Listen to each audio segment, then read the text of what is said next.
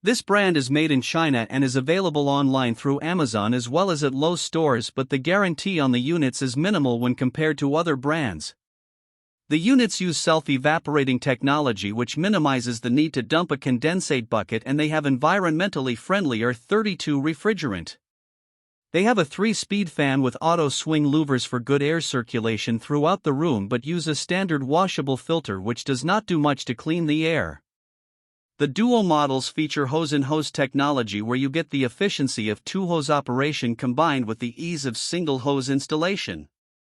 They use state-of-the-art inverter compressors and are Wi-Fi enabled to respond to Alexa and Google Assistant voice commands or to be controlled through their own Midea Air app. They are very quiet with a 42 decibel noise rating, which is almost as quiet as a library.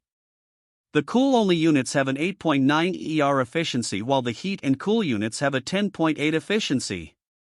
The SmartCool models are basic single-hose air conditioners that have a temperature-sensing remote control and a sleep mode for energy savings.